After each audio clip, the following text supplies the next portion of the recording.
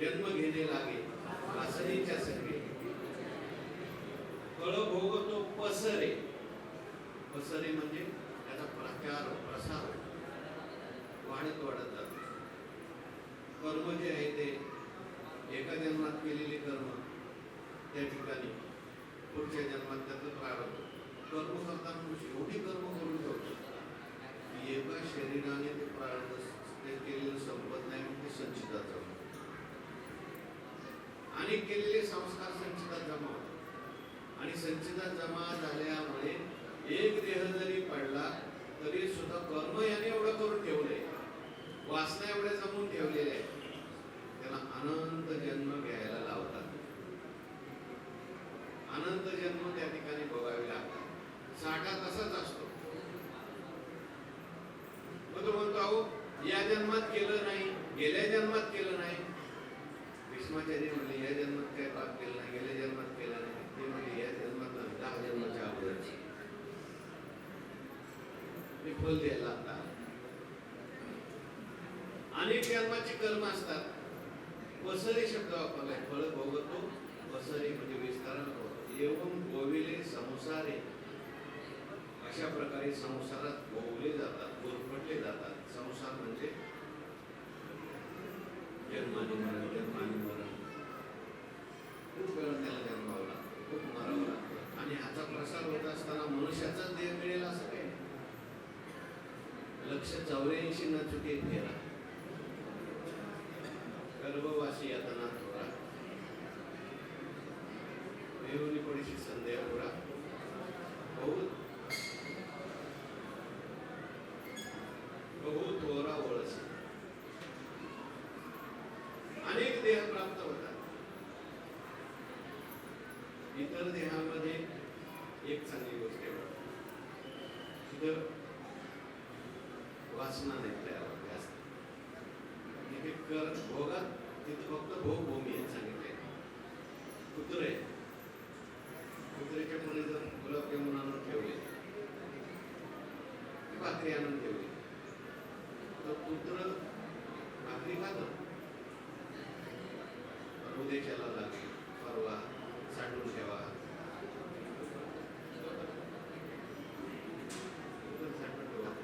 पण अशीच भाकरी पाहिजे, तशीच भाकरी पाहिजे, अशी वासना त्याला. आणि देवाने त्यांना असं ज्ञान दिलंय की ते ज्ञान क्षणिक राहतं, संस्कार तयार होत नाही जास्त. माणसाचा असं आहे, एकदा आमरस खाल्ला असं पाहिजे, असं पाहिजे. एकदा पाहिलं, एकदा खाल्लं की त्याला तसंच पाहिजे. म्हणजे माणसात वासना जास्त आहे. इतर देहामध्ये ते शरीर पडलं की लगेच दुसरं आहे, दुसरं झालं की तिसरं आहे. भोगभूमीच म्हणजे जे शरीर प्राप्त होतं त्याची संचिता, पण वासना जास्त तयार होत नाही. पण माणसाच्या शरीरामध्ये तो संचित तयार करून ठेवतो. या शरीरात सगळ्या वासना तयार करून, कुत्र्याच्या वासना, मांजराच्या वासना, सापाच्या वासना. त्याला कधीतरी साप यावं, कधी कधी साप वृत्ती, सापाची जशी वृत्ती असते तशी वासना असते. कुत्र्याची जशी वृत्ती असते तशा वासना असतात. काही त्यांची कुत्रा जसं वागतो तसं माणूस माणसाकडे कधी कधी वागतो. कधी कधी सापासारखं वागतो, कधी कधी मांजरासारखा वागतो, कधी कधी पशुसारखा वागतो. भगवान परमात्मा ठीक आहे, तुझे हौस पूर्ण करू द्या. काय बोलाय सांगा, इतका असू नका. अशा माणसाला मी काय करू. मनुष्य देहाचा तागा घेऊन दृष्टी जे जगात ते पदवी हिरोनी पहिला ऐशी करेल. व्याघ्र करतो, प्रशिक करतो, तान दुष्यत क्रूराम संसारेषु नरधमा.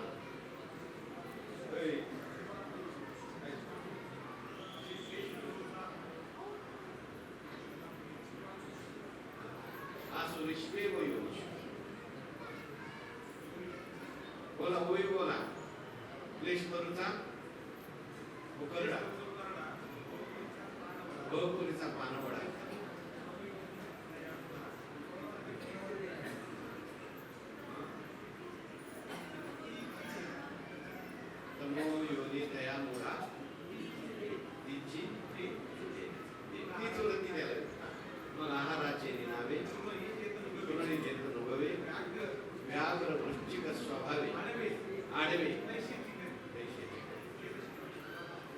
दिवस आडवं चालण्याची होती.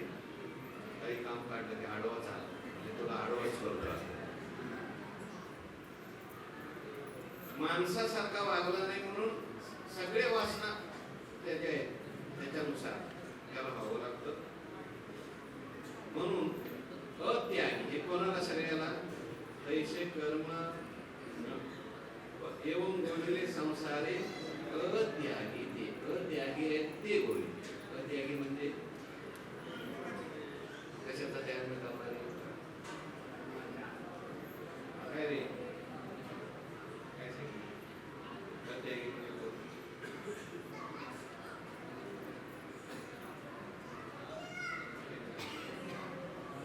कर्तृत्व अभिमानाने कर्मफलाचा त्याग न करता त्याला म्हणायचं अत्यागी. देवाला त्यागी कोणता अपेक्षित आहे? कर्माचा त्यागी देवाला अपेक्षित नाही. कर्मफलाचा त्यागी. जो कर्मफलाचा त्याग करतो, कर्तृत्व अभिमानाचा त्याग करतो आणि कर्म करतो तो त्यागी. त्या त्याग्याला हे सगळं भोगावं लागत. पण जो अत्यागी कर्तृत्व अभिमानाने कर्म करतो, फलासक्तीने कर्म करतो, अशा लोकांना मात्र हे सगळं चुकणार, त्याला भोगावंच लागतं. त्याने किती चुकवण्याचा प्रयत्न केला, म्हटला मी कर्मच करणार नाही म्हणजे दुःखच होणार नाही. कर्म न करणं हे सुद्धा कर्मच. कर्म न केल्यामुळे आता या जन्मात ठीक आहे, परंतु मागचं केलेलं शिल्लक आहे ना संचिता, ते भोगावंच लागतंय. म्हणून काय मग उपाय? उपाय भगवंतांनी श्लोकाच्या उत्तरार्धात सांगितले. काय उपाय? न तु संन्यासीना क्वचित अनिष्टमिष्टमिश्रांच्या त्रिविधं कर्मणां मूलं भवति अत्यागिनां पर्यंत एक विषय. मेल्यावर यांना सगळं भोगावं लागतं. काहींना जिवंत असताना भोगावं लागतं. आता ते मेल्यावर कोणतं भोगावं लागतं, जिवंत असताना कर्म खूप विचार. कोणती कर्म आता भोगावी लागतात, कोणती कर्म मेल्या भोगावं लागतात, कोणती कर्म 10 जन्माने भोगावी लागतात, कोणती कर्म 20 जन्माने भोगावी लागतात, कोणती लगेच पुढच्या जन्माला भोगावी लागतात. ते कर्मशास्त्र आहे.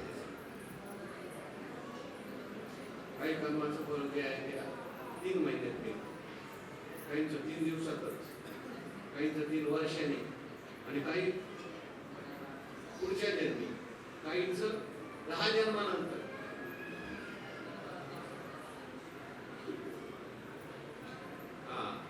पण काय कर्म करताना जेवढी तीव्रता आहे भावनेची, तेवढं ते लवकर पीक लवकरच येतं.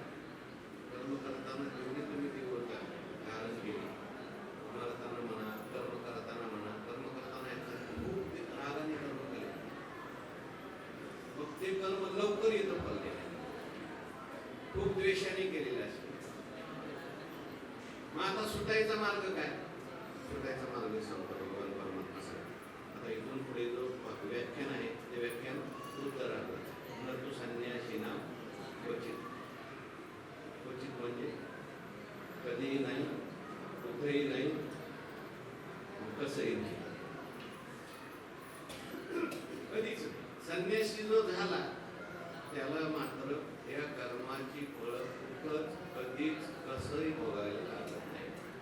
जो संन्यासी झाला त्याला संचिताचंही फळ भोगावं लागत नाही,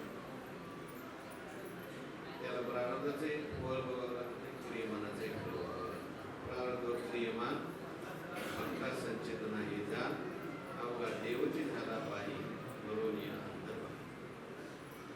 कोणते कर्म असो, शुभ असू दे अशुभ असू दे, त्याप्रमाणे आम्ही झालो अग्निरूप, लागो मी रूप पाप. हा संन्यासी कोणता आहे? हा संन्यासी म्हणजे कपड्याचा संन्यासी नाही.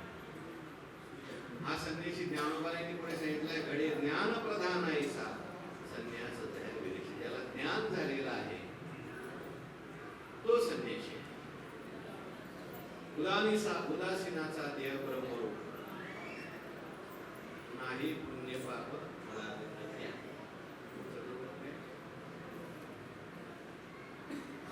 अनुतापा म्हणजे अग्नीची ज्वाळा नाही, मृगजळा विजो देत. अशा प्रकारे उदासीन जो झालाय तैसा जो या देहावरील उदास ऐशी परी किदा तैसा बिडारी कर्म फलाच्या बाबतीत उदास असते. शरीरी उदासू फलभोगी निरासू नित्यता उल्लासू होणे असा जो संदेश आहे. कर्म तर सगळं करतोय पण करतो तो अभिमान नाही, फलाची आसक्ती नाही, त्याचे संबंधाने मात्र त्याला मात्र एक फल भोगावे लागला. तो संन्यासी नाम क्वचित. तर त्याचं व्याख्यान देण्याकरता ज्ञानोबांनी 257 लिहिली बघा वाचा. एरवी जाती पुष्पाचे विकसनी त्याचे नाम जैसे सुकरी तैसे कर्म विषय न करणे केलेची. ज्ञानोबांचं उदाहरण आहे जाईचं फूल. जाईचं फूल उमललं केलं की सुकलं.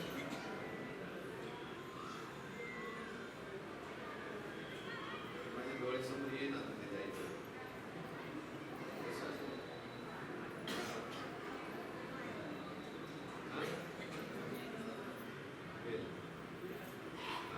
जायचं लगेच सुकून जात. कसं आता फुलाचं उदाहरण दिलं.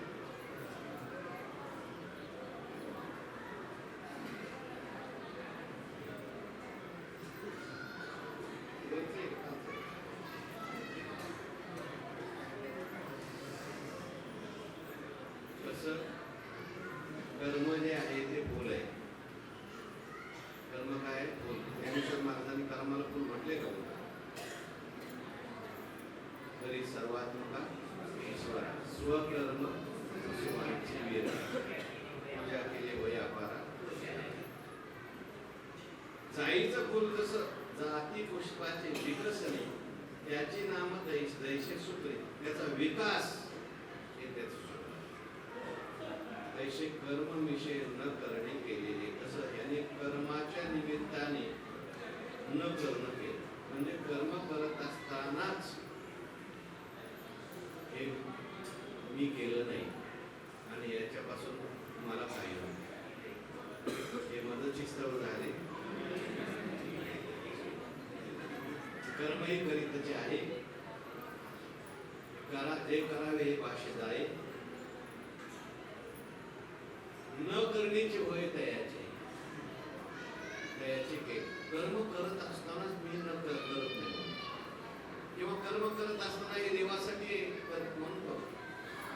असं जर कर्म केलं तर करताना जायचं फुल जसं उमललं की सुकलं तसं याने कर्म केलं की ते संपलं.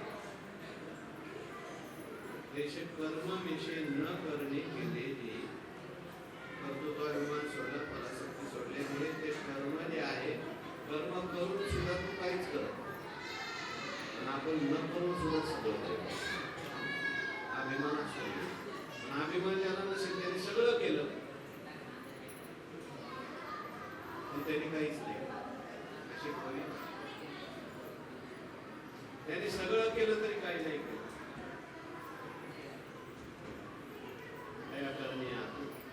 गळीत डोक्याचा धातू त्यांनी केली मातू म्हणून विजेची आणखी एक उदाहरण दिलं. विजेची शिवेची तेच वाढती वाढी खाचे देवी फळ त्यागे कर्माचे साधे काम. विजेची वरोशी वेचे. वरोशी म्हणजे खाण्यासाठी जे होत्या काय शेतकरी जो असतो आपण सांगितलं होतं म्हणजे काही धान्य कणगीत टाकतो, काही धान्य पेरतो आणि काही खातो. खाण्याकरता ठेवतो. पण याने कणगीतलंही खाल्लं, बी खाल्लं, खायला ठेवलं होतं तेही खाल्लं. विजेची वरोसे वेच.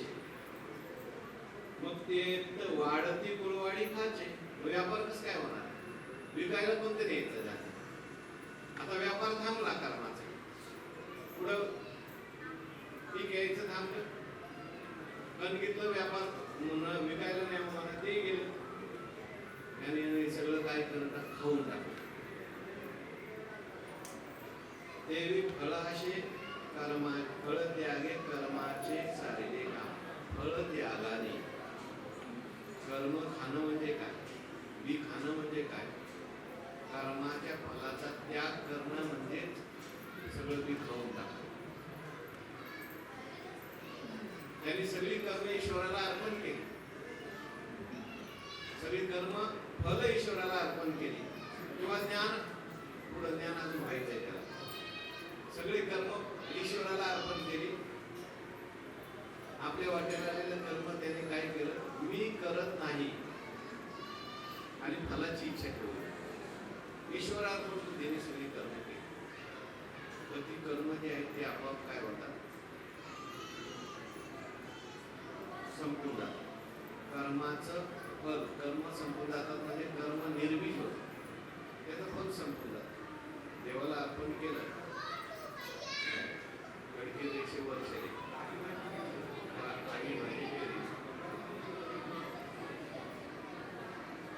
अग्निकुंडे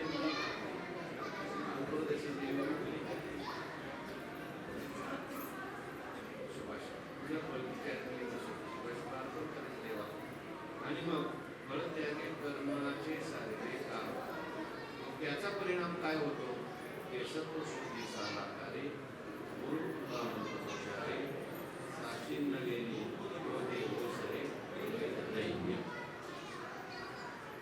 देवाला कर्म अर्पण केलं, शिवाशिव सगळं, तर सत्वशुद्धी. मागे आला हा विषय, मागच्या श्लोकात सुद्धा हा विषय सांगितला, त्याच्यावर सत्वशुद्धी होती.